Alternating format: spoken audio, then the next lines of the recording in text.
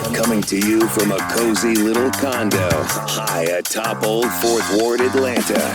Welcome to The Ron Show on America One Radio. Here's your host, Ron Roberts.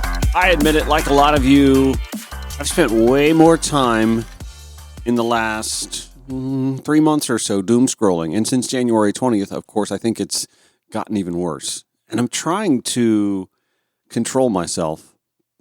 I set my phone to shut down certain apps, Facebook, Instagram, the X platform. I don't think I had Blue Sky set up for that, but I tell iPhone, okay, after 3 hours, it's enough. And it's not like 3 hours of one, it's 3 hours of all of them. I tell iPhone to just tell me I've hit 3 hours and then give me the option to say, I'll continue on. I've continued on a lot lately. I think it's happening to a lot of us. I see so much more heightened political activity on, say, Facebook since November. I also happen to believe, I know, that Facebook changed Meta changed their algorithm so that we'd see a lot more of that stuff than we were seeing before. Surely you remember the capitulation speech that we got from Mark Zuckerberg about, changing the algorithm so that there would be more conversation politically in our newsfeed. And I think I said then, that's going to make Facebook less enjoyable. And it has been.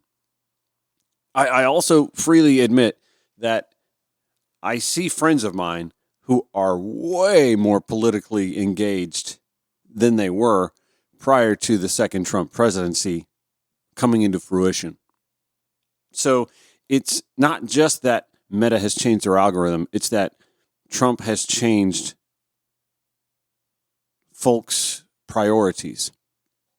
There's a lot of finding out going on, and we'll dive into that with conversations about what will happen with the Federal Department of Education and who will be most impacted.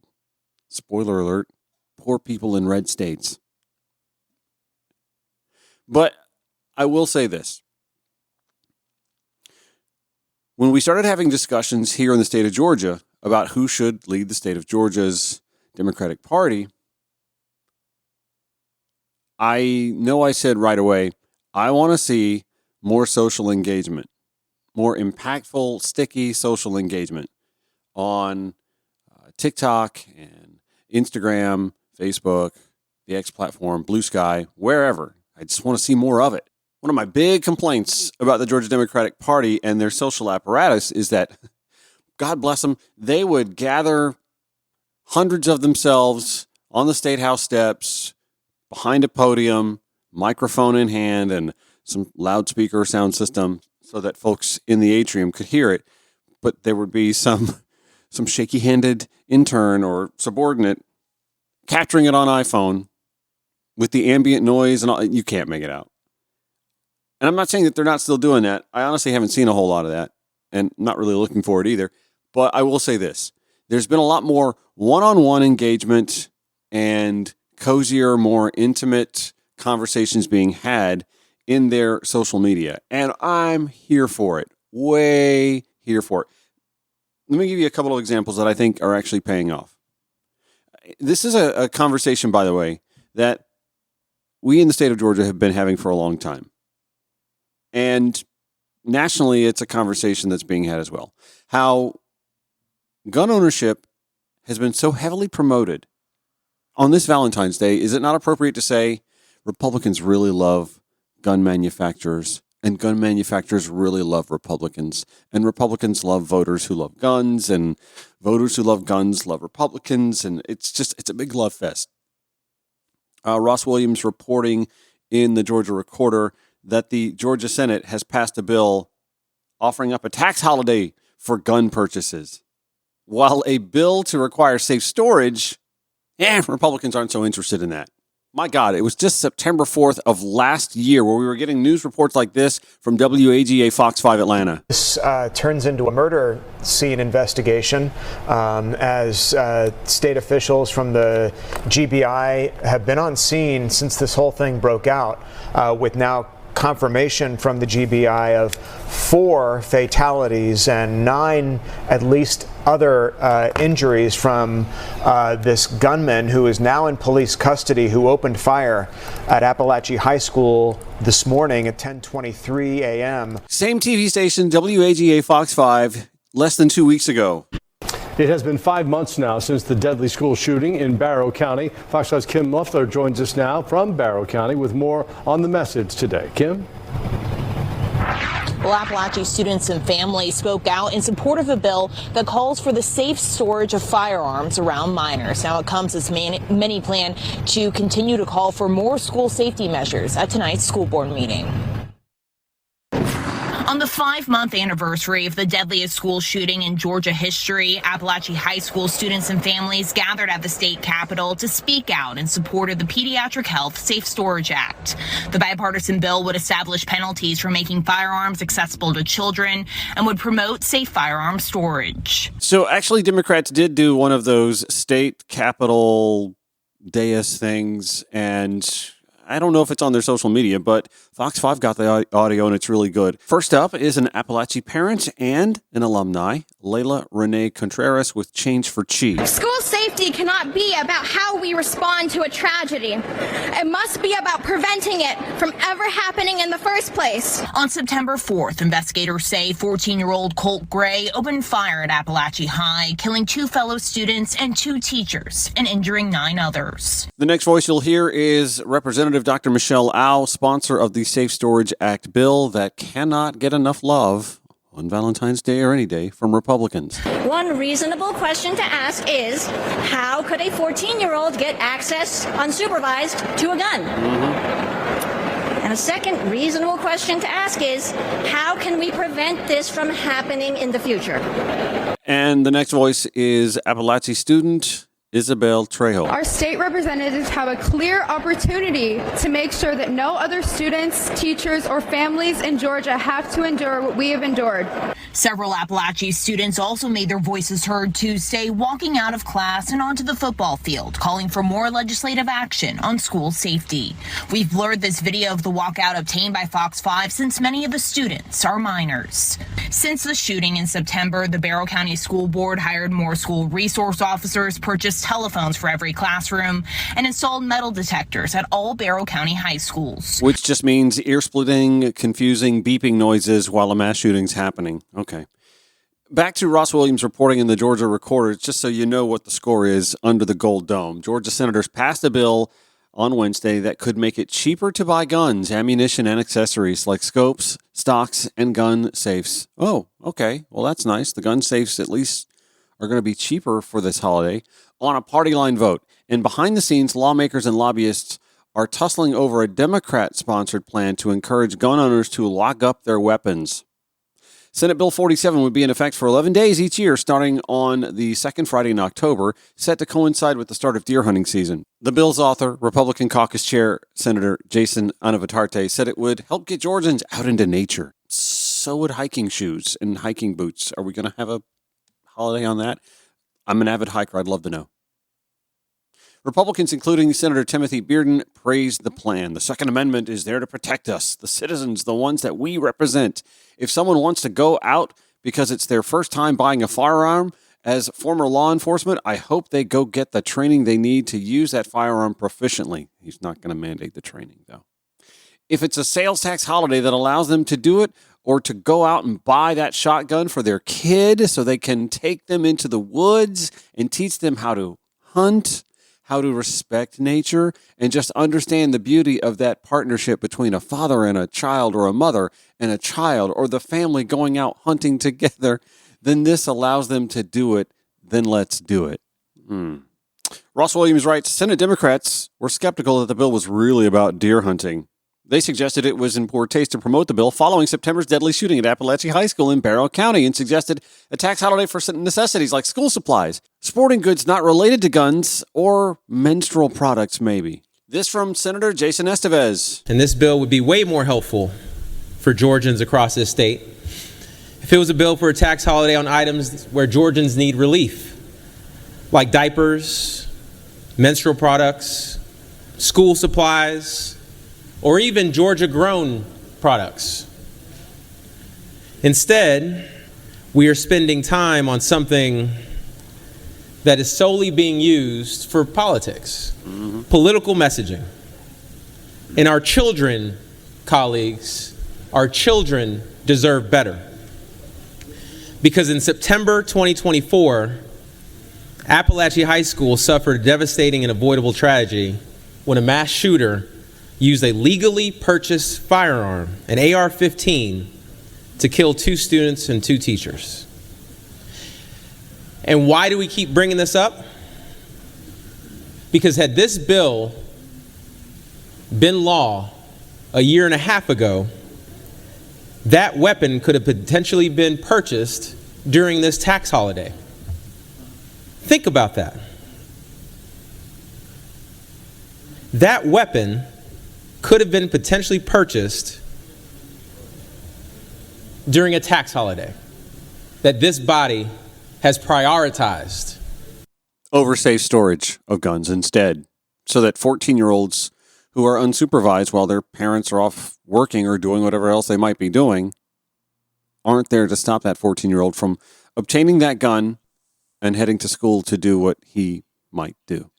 If you follow Georgia Senate Democrats on Instagram, you'll see that they've really stepped up their social media game and are doing a lot more to highlight not only their position on bills like the Safe Storage Act or the gun tax holiday, but that they're also listening to constituents and providing contrast.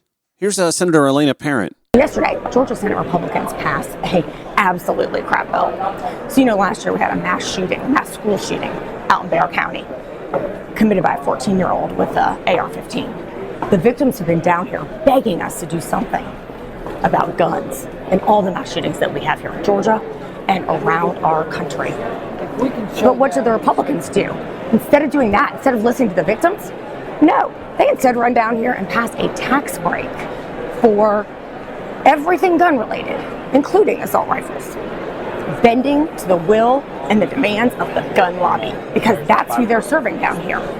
They're not listening to the victims, and they're not listening to you because they're not passing or even hearing SB 49, a bill about safe storage of guns or children to keep kids safe.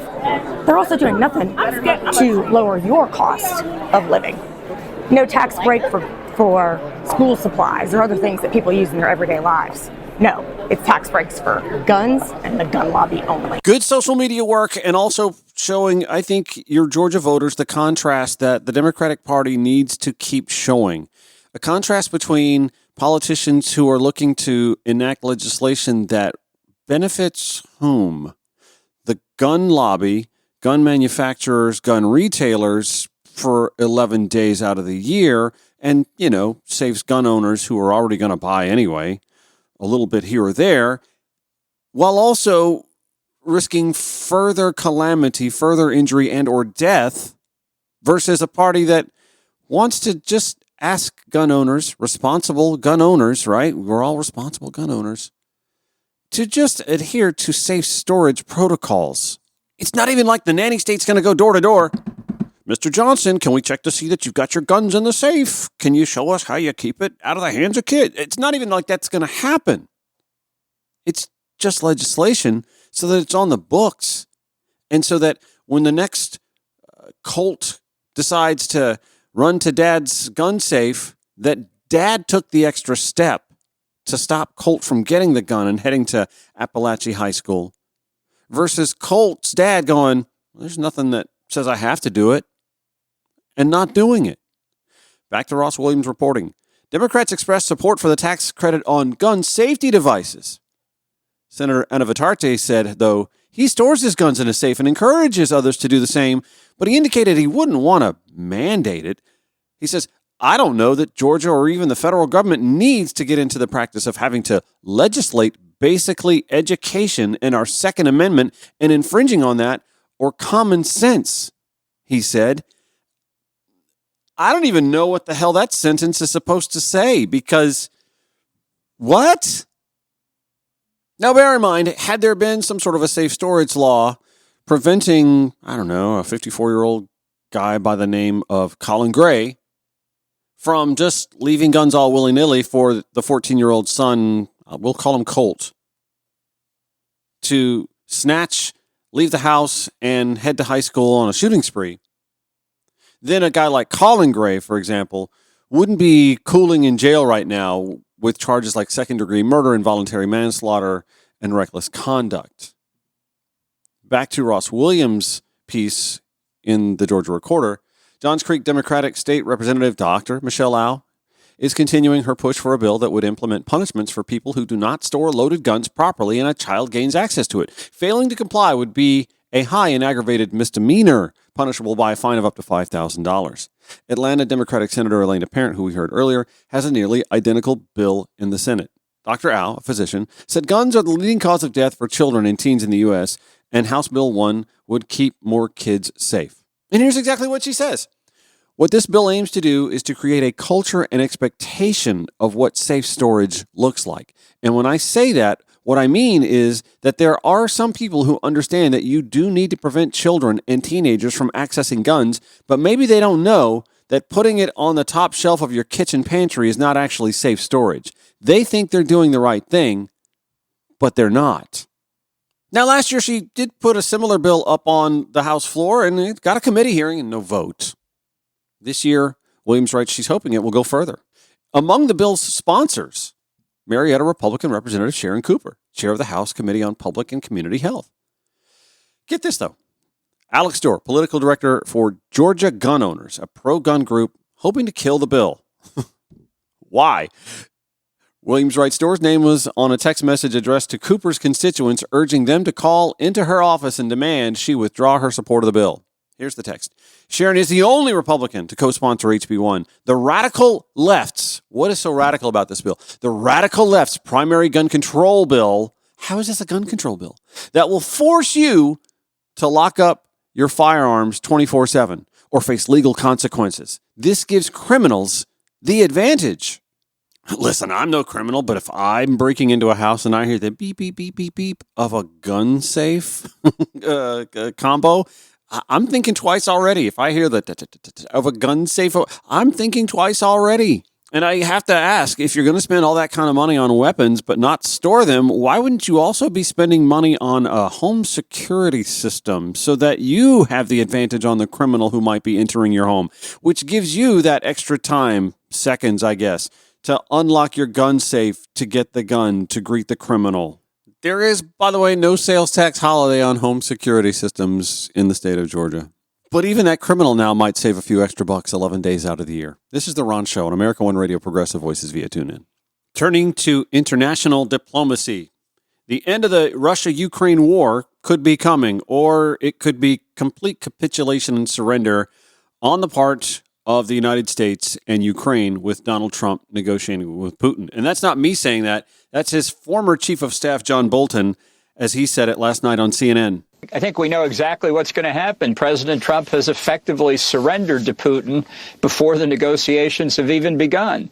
The positions that Defense Secretary Hegseth announced in Brussels, which I'm sure I'd be stunned if Trump didn't convey them directly to Putin in their phone call, constitute terms of a settlement that could have been written in the Kremlin. Maybe they were written in the Kremlin and got out in propaganda channels. But it's a complete reversal of the U.S. and NATO position on a number of issues. For example, up until today, the official American position was that Ukraine should be returned to full sovereignty and territorial integrity.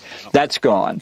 The question of NATO membership as far back as 2008 had been that ultimately Ukraine would become a NATO member. That doesn't look like that's around anymore either. Putin has scored a whole series of victories today. It's hard to encompass them all, but I think one, in addition to these substantive concessions, is that he has now, it seems, exactly what he wants. Putin doesn't want to negotiate with Zelensky. He wants to negotiate with Trump. Because he thinks he'll get more out of him, and he's absolutely right. On your point that you just made about not having Ukraine be in NATO, borders returning to what they were pre-2014, which Heg said was off the table. If a Trump official was here tonight and they argued, well, that's just being realistic, what would you say to that? I'd say that if you're going into a negotiation, you don't announce what's acceptable to you before it begins and give away positions. I tell you, I've done a lot of negotiation with the Russians, and there's no country out there that's better at pocketing concessions that you make and then wanting more. Good old Donald Trump, the art of the deal. We used to joke in Soviet arms control days about a famous Russian negotiator who used to greet the Americans every morning with a jovial, well, what have you got for me today? And that's what we're hearing from Russia. This is something Putin prepared the ground for. Last week he said he agreed with Trump that in the comments Trump had made in the election that the war never would have taken place had Trump been president. So he began the flattery campaign, the release of Mark Fogel, the American hostage, part of the flattery warm-up campaign, make Trump look like the center of attention. Belarus's decision to release an American and a couple others, part of the flattery campaign. It's obviously working. Trump said today also in his own readout of the call that he put out that Putin repeated back to him about using common sense to end the war. Do you think that that's part of that flattery campaign? Right. Well, there was a tweet or whatever you call those things on Truth Social that said Putin used my very effective campaign slogan, common sense. I think we all believe in common sense, but he noticed that Putin had picked up that line. It's another stroke of flattery. I mean, you got to say Putin hasn't forgotten his lessons as a KGB agent maneuvering an operative around. And there are broader significances than just in Ukraine. This is a palpable harm to American national security. Bingo. Because what Hegseth and Trump did today was not only blow up the NATO position on Ukraine, they blew up a thing called the Belavasia Accords that Ukraine, Belarus, and Russia signed in December of 1991 that broke up the Soviet Union along the lines of the internal republics. So it means that not only is unprovoked aggression by Russia against Ukraine now okay, every other former republic in the Soviet Union is vulnerable to the same thing without any indication that the U.S. will do anything about it. And I think the people who are paying the closest attention to this outside of in Ukraine are in Beijing, where they see the United States unwilling to act against unprovoked aggression in the center of Europe. What are they thinking now about Taiwan? Bingo.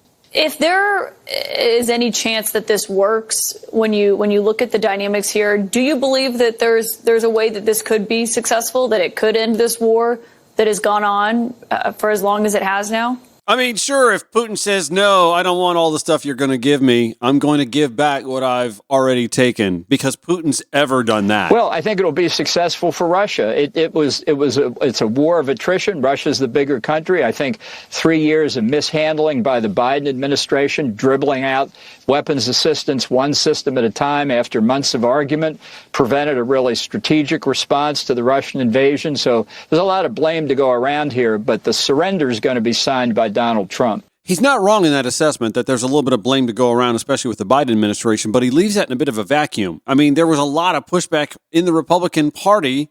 Moscow Mitch doesn't have his nickname for nothing, right? To aiding Ukraine and money spent and weapon systems sent. There was a lot of pushback. Can I get you just before Trump swore in Tulsi Gabbard this afternoon in the Oval Office? Pam Bondi swore her in, but Trump was there, obviously, inside the Oval. How does that presence as the Director of National Intelligence by Tulsi Gabbard, do you think, shape the Trump-Putin relationship in a second Trump term? Well, I think Putin couldn't be happier. I tell you, they're drinking vodka straight out of the bottle in the Kremlin tonight. It was a great day for Moscow. I think Tulsi Gabbard's role as Director of National Intelligence is going to be extremely harmful to our national security. I think many allies are now going to think twice before they share intelligence with us. I think it'll impair our ability to gain confidence around the world. It was one of his worst nominations, beyond a doubt. Add in the CIA buyouts, add in the U.S. aid funding drying up, that entire agency being shuttered. Folks, I don't know how else to spell it out to you. America today and going forward through the Trump presidency is vastly less safe, our allies vastly less safe than they were on January 19th of 2025. I'm going to have a hard time sleeping at night knowing that Xi Jinping and Vladimir Putin are the global leaders for the next 3.5+ years, as long as Donald Trump occupies the White House. This is The Ron Show.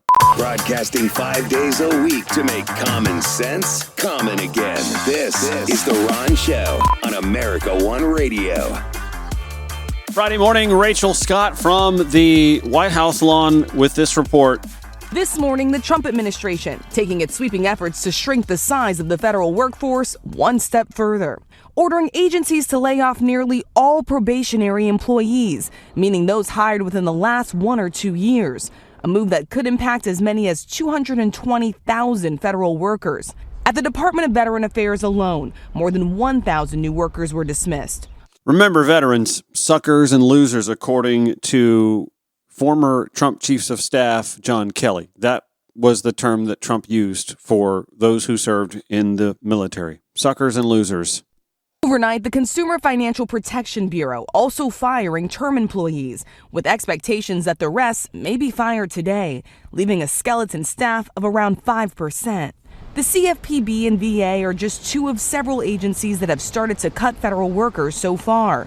The administration also targeting the Department of Education and the Environmental Protection Agency.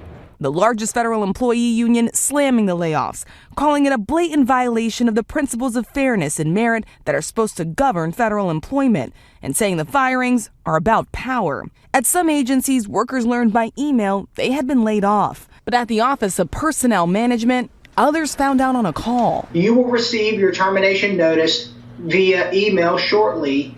As a result, your employment with the Office of Personnel Management will end today. Elon Musk, who has billions of dollars in federal contracts and is spearheading the efforts to slash government spending, also calling for the elimination of whole agencies. Musk sitting down with Indian Prime Minister Modi Thursday before he met with President Trump. The president unsure the capacity of Musk's meeting and whether Musk was acting as a private citizen wanting to do business in India or a member of the administration. Really? I would imagine he met possibly because, he's running a company. Trump pushed on how a foreign leader may know the difference. Well, he's meeting with me in a little while, so I'm going to ask him that question. So the Indian prime minister was also asked if they discussed any business. He would only say that he has known Elon Musk for a very long time, guys. Anybody else feel like we're watching the start of one of those slow rollouts to a sci-fi dystopian flick of some sort? You head to the theaters knowing that you're going to watch some movie about a widespread breakout of some incredible disease that's going to wipe out a large chunk of humanity. By the way, not that we haven't already experienced that in another Trump era, right?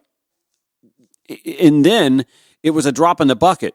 He and his then Chief of Staff, John Bolton, decided, who needs a pandemic response unit? Let's dismantle that. We'll spread those folks out to other jobs.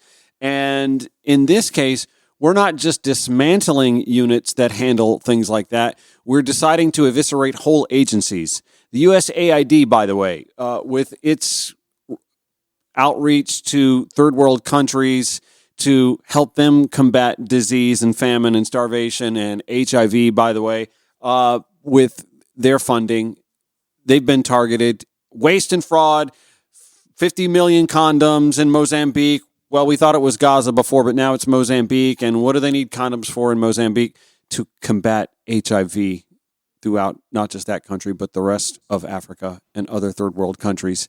Friday morning, we also learned, according to the Associated Press, Mike Stabe reporting, nearly 1,300 probationary employees at the Centers for Disease Control and Prevention, roughly 1/10 of the agency's workforce, are being forced out under the Trump administration's move to get rid of all probationary employees. The Atlanta-based agency's leadership was notified of the decision Friday morning. The verbal notice came from the U.S. Department of Health and Human Services in a meeting with CDC leaders, according to a federal official who was at the meeting. The official was not authorized to discuss it and spoke to the Associated Press on condition of anonymity, which I'm sure will mean the Associated Press will be disinvited to a lot more White House press briefings. The affected employees are supposed to receive 4 weeks paid administrative leave, the official said, adding that it wasn't clear when individual workers would receive notice. HHS officials did not immediately respond to an email request for comment. Health and Human Services, now led by Robert F. Kennedy Jr.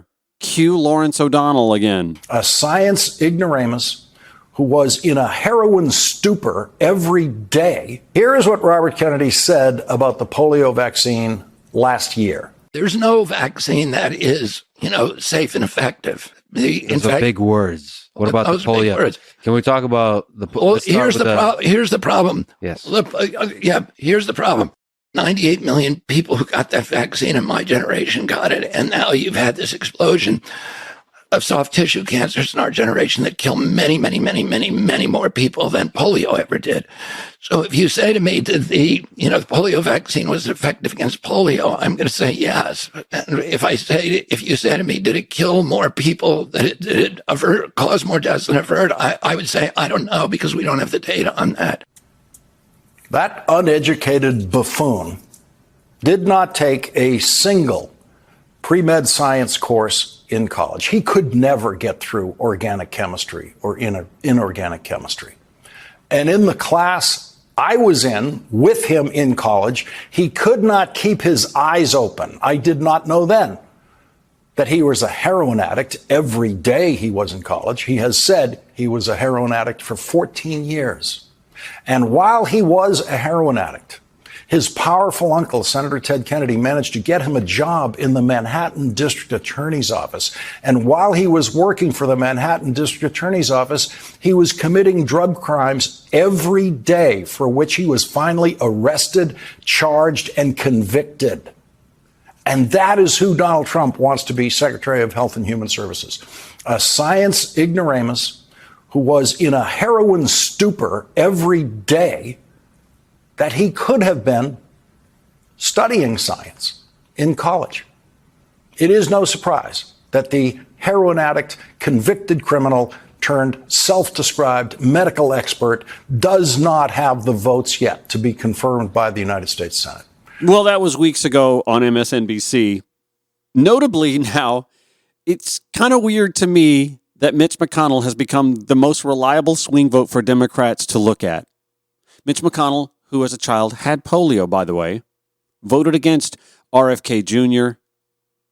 Donald Trump, obviously unaware of that. Well, I feel sorry for Mitch. And I was one of the people that led. He wanted to go to the end and he wanted to stay leader. He's not equipped mentally. He wasn't equipped 10 years ago mentally, in my opinion. He'd let the Republican Party go to hell. If I didn't come along, the Republican Party wouldn't even exist right now. Mitch McConnell never really had it. He had an ability to raise money because of his position as leader, which anybody could do. You could do it even, and that's saying a lot. But I was the one that got him to drop out of the leadership position, so he can't love me. But he's not voting against Bobby. He's voting against me, but that's all right. He endorsed me. Do you know that Mitch endorsed me, right? Well, he did. You think that was easy? What? He had polio, obviously, and his I don't know. I don't know anything about he had polio. He had polio. Are you doubting that he had polio? I have no idea if he had polio. All I can tell you about him is that he shouldn't have been leader. He knows that. He voted against Bobby. He votes against almost everything now. He's a very bitter guy. And who would know that? We have a very strong party. And he's almost not even really a very powerful member. I'd say he's not he's lost his power. And it's affected his vote. And, it's one of those things. CDC cuts an ignoramus ahead of Health and Human Services, serving for an ignoramus who is in the Oval Office, who presided over the last time this country was faced with a global health catastrophe in waiting. What could go wrong? Then you have the Department of Education next up for the big lobotomy. What could go wrong there? Listen to the CNN report from a Kentucky county, went for Trump in huge numbers. I believe it was like more than 80%. And what Trump promises to do and how it'll affect Kentucky kids and educators. Another thing I'll be doing very early in the administration is closing up the Department of Education in Washington, D.C., and sending all education and education work and needs back to the states. What exactly that means for a state like Kentucky is unclear. Trump won this state. In Bell County, 84% voted for Trump, yet it deeply relies on federal funding. And that's not unusual.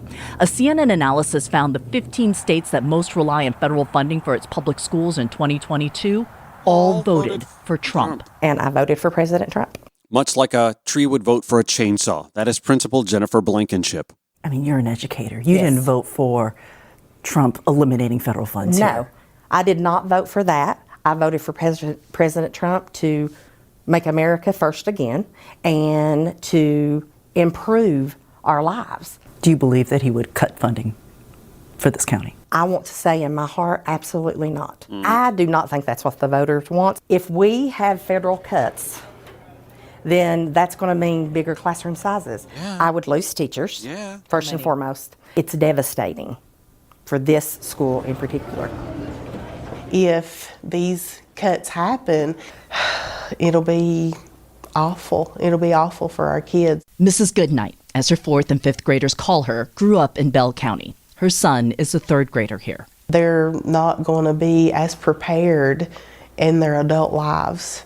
Just because they're here in Appalachia doesn't mean they don't deserve it. They deserve it just as much as anybody else. My first position was a part-time custodian in the district. Superintendent Tom Gambrell. This superintendent is still doing multiple jobs, taking on paying invoices and answering the district's phones just so he can save money on administrative help and send more money to his classrooms. I don't think that anyone in our county wants to cut our school funding.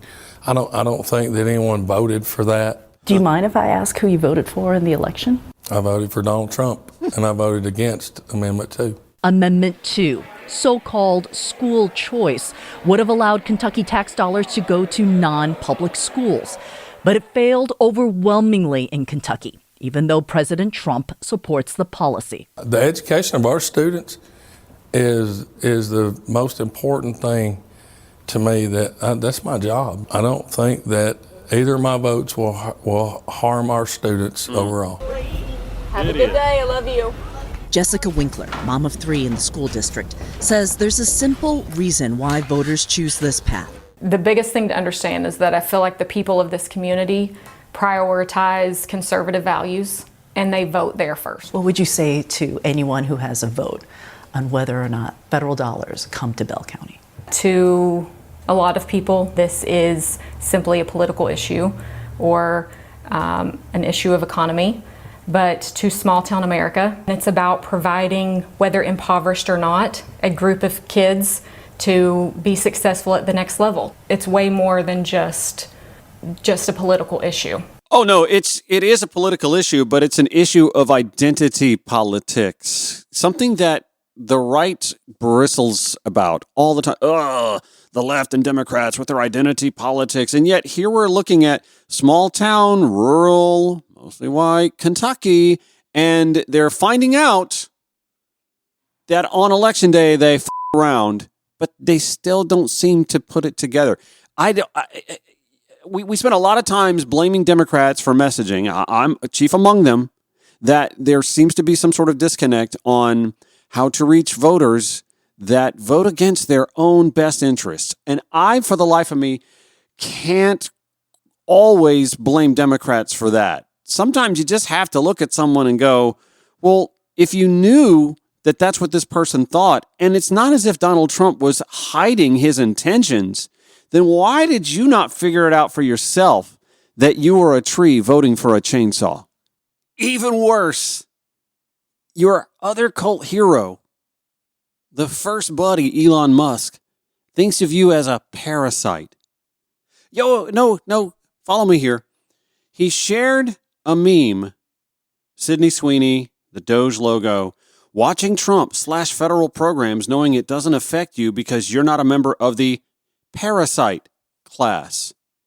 Elon Musk shared that meme and tweets, why 90% of America loves Doge. Hey, rural red state voter, 80+% of you voting for Donald Trump.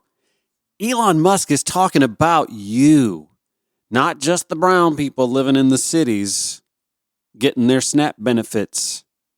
and their welfare checks. He's talking about you.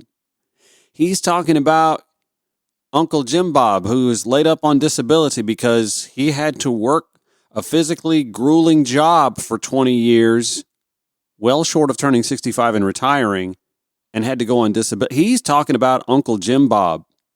He's talking about you. You are the parasite he's referring to. And you keep voting for the party, the politicians, the cult icons that think of you as parasites. And if that's not insulting enough, they think you're too dumb to realize that you're who they're talking about. But also, they think you're so gullible that you'll keep doing it if they keep telling you about lazy brown people coming into the country to take your benefits, or the other lazy brown people who are already here, sopping up your benefits, not wanting to work. Yeah, you're just a useful voting idiot to them, and you're literally doing what they want you to do. You are the tree voting for the chainsaw. And I don't know what messaging would correct that. If you're getting mad at me for hearing that,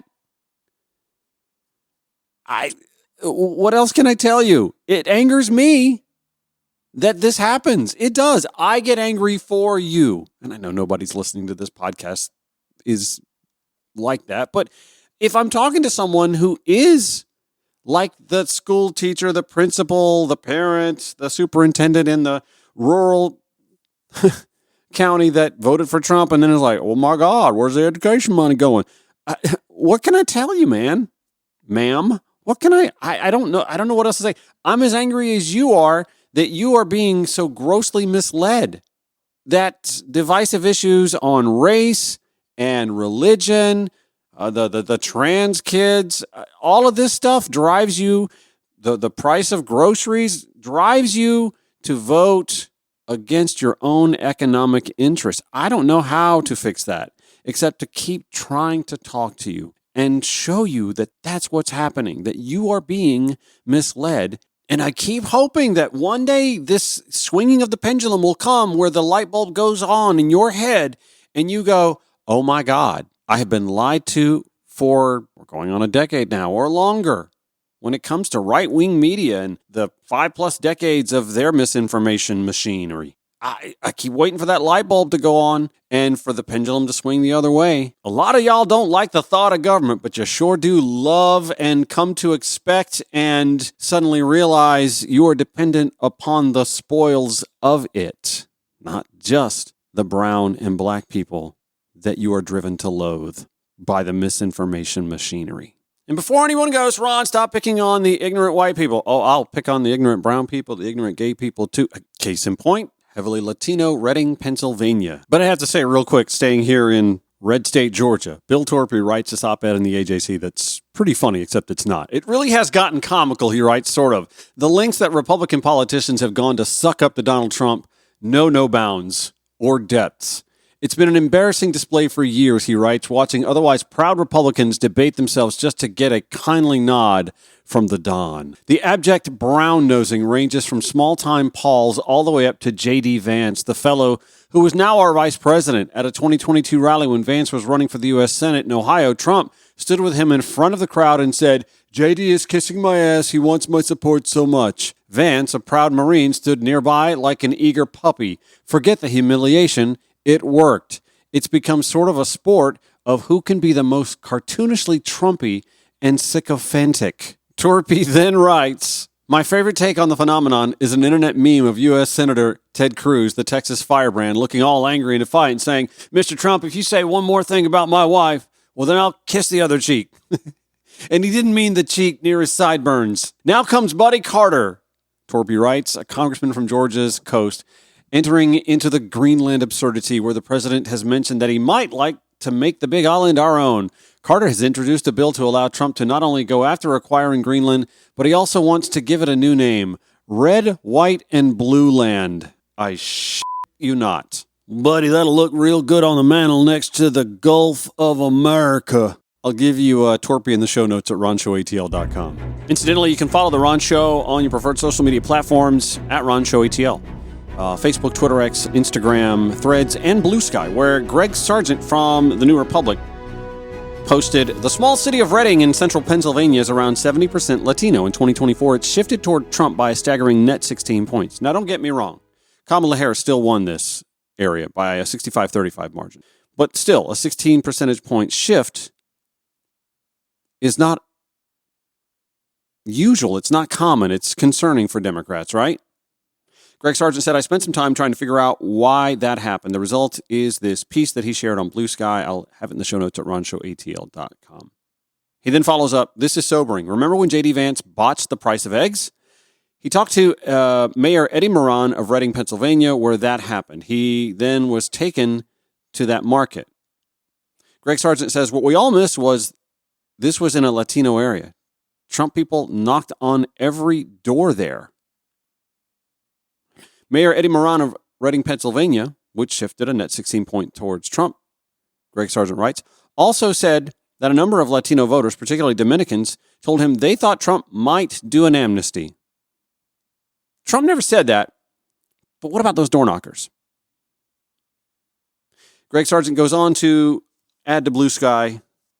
Are we going to call these tweets? What are we going to call these on Blue Sky? Somebody tell me. And this anecdote is really galling. Local Democratic politician in Reading, Pennsylvania, explains why some Latinos saw Trump as being on their side despite threatening mass deportation. Yohani Cepeda Freites, the Democratic state representative whose district includes a chunk of downtown Reading, saw similar dynamics at play. Her personal story is typical of Hispanics in Reading. Her mother is Dominican, and she grew up in New York City and worked as a community organizer before moving to Reading to open a restaurant, the Mi Casa Su Casa Cafe, on Penn Street, the city's main business strip. Greg writes, as I lunched on an empanada cooked by her mother in the restaurant's kitchen, Cepeda Freites told me that as the campaign progressed, she found that many Latino small business owners like her, quote, were identifying with Trump as a money maker. Like Moran, Cepeda Freites discovered that because of Trump's business celebrity, many saw him as a potential creator of opportunities. Cepeda Freites saw the Dominicans for Trump signs and others like them and concluded that Trump was connecting culturally, in particular with Latino breadwinner men. Again and again, Cepeda Freites said she saw Latinos reacting to higher supermarket prices only to tell her, quote, when Trump comes, the economy will be better. Trump's planned deportation, of course, threatened to make food prices even higher. Yet Cepeda Freites was dismayed to encounter some Latinos who themselves came to this country as undocumented immigrants, but now that they're established here, see Trump as a vehicle for opportunity rather than as a threat to Latinos whose presence remains precarious. The treehouse effect, I call it. Got up into the treehouse, pulled the rope ladder up because it no longer affects them. They no longer need it.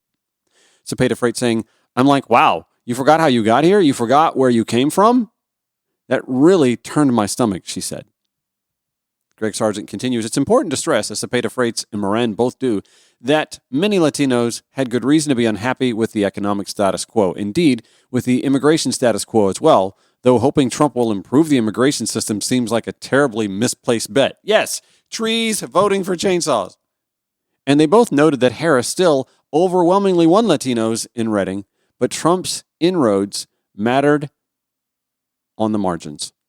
To illustrate the point, Cepeda Freites shared with me, Greg Sargent writes, an analysis that local Democrats privately circulated after the election. It showed that in raw vote totals, Harris' support dropped by as much as 67 percentage points relative to Biden's 2020 totals in some of the most Latino-heavy neighborhoods in Reading. The difference went towards Trump, Cepeda Freites said, pronouncing the numbers disturbing. Never mind that conservative media have made inroads. Fox Noticias on Fox News Media, Americano Media launching conservative Hispanic talk radio stations.